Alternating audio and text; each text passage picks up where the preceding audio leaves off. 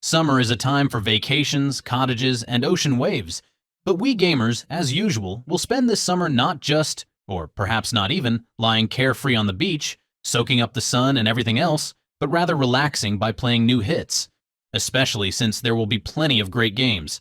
We've got shooters, racing games, Chinese Soulslikes, strategies, a new Mafia game, a refreshed Metal Gear Solid, and another high-budget art house experience from our beloved Hideo Kojima.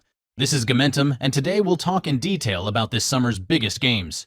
Death Stranding 2 on the beach. Another major console exclusive, this time for PlayStation 5.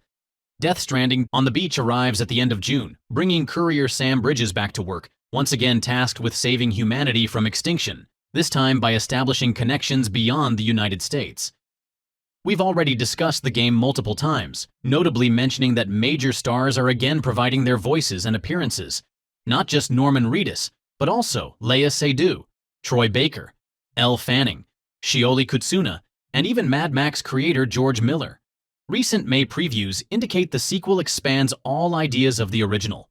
Gameplay remains similar but deeper and more varied, with a livelier world thanks to day-night cycles and natural disasters like storms and earthquakes. Vehicles become available much earlier in the story, and the RPG system now includes customization, not just of skills, but backpacks and vehicles. The combat system adds new weapons and abilities, including holographic grenades and monster projections, and stealth gameplay reminiscent of Metal Gear Solid is now more prominent. Additionally, the storyline is easier to follow thanks to a built-in codex and recap of the first game's events, and overall, it moves faster. Accessibility improvements even allow boss fights to be skipped. Stronghold Crusader Definitive Edition. July brings a remaster of one of the greatest strategy games ever, Stronghold Crusader Definitive Edition. Aside from enhanced graphics, gameplay improvements include an increase to 20 lords each with distinct tactics and memorable battle phrases, plus 8 new Bedouin-inspired units recruited from a new building type. The single-player campaign adds 32 missions across 4 Sands of Time war trails, and 2 historical campaigns with 5 missions each set in Europe and the Arab world. Old maps have also been significantly expanded, and there's a new cooperative mode featuring a 10-mission special campaign. Mario Kart World, 5 June recently announced in April. Mario Kart World will headline the launch lineup for Nintendo Switch 2.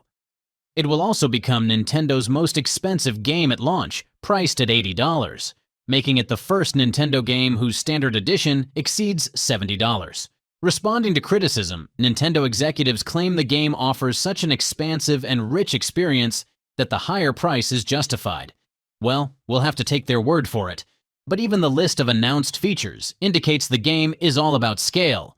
This kart racing simulator, where players once again control various characters from Mario games, will offer as many as 60 characters and multiplayer supporting up to 24 players, 3 times more than previous installments.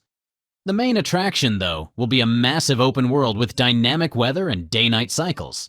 Players can freely explore various regions, from cities and deserts to oceans, search for secrets, complete missions, and visit Yoshi's Diner to unlock new character costumes. All this happens between races, of course, which will include several modes such as the 4-race Grand Prix and Knockout Tour, a mega race connecting tracks from opposite ends of the map. Additionally, players can compete online against ghost versions of racers worldwide, and the VS Race mode will offer detailed race customization. Finally, there will be new moves like the charged jump. Quantity-wise, Mario Kart World has it all, but we'll see about quality in early June. Tony Hawk's Pro Skater 3 and 4. This remastered combination of the 3rd and 4th Tony Hawk's Pro Skater games is being rebuilt from scratch, moved on to a new engine, and enriched with additional content. It includes new locations, characters, 2 single-player campaigns, free skate mode, New Game Plus, and online competitions for up to 8 players with cross-play support. Enhanced Create a Skater and Create a Park modes allow detailed customization of characters and skating styles, plus creating and sharing challenges with friends.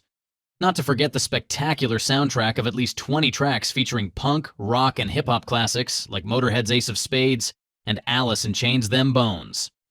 Mafia: The Old Country. A prequel to the original Mafia game. Mafia: The Old Country transports players to early 20th century Sicily to uncover the roots of organized crime. Play as Enzo Favara, a poor miner-turned-mafia associate engaging in tactical combat, stealth knife duels, vintage car races, and even horseback chases. The authentic Sicilian setting, meticulously researched by developers, features local culture music and colorful language. Gameplay emphasizes strategic battles and deep integration with past Mafia characters and events. Wuchang Fallen Feathers. This summer we're getting something akin to Black Myth Wukong and Stellar Blade in Wuchang Fallen Feathers, a new ambitious Souls-like from China set in the declining Ming Dynasty. Players control Wuchang, a pirate suffering from amnesia and a mysterious feathered plague, transforming people into bird-human hybrids.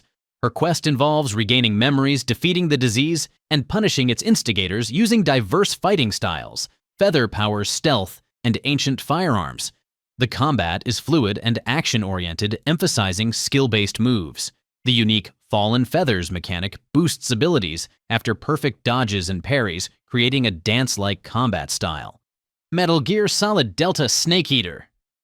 A remake of the 2004 classic Metal Gear Solid Delta Snake Eater will be the franchise's first major release since Metal Gear Solid 5, retaining the Cold War-era plot. From 1964, it modernizes gameplay with a contemporary control scheme and a freely movable third-person camera. Classic controls and a fixed overhead camera remain optional.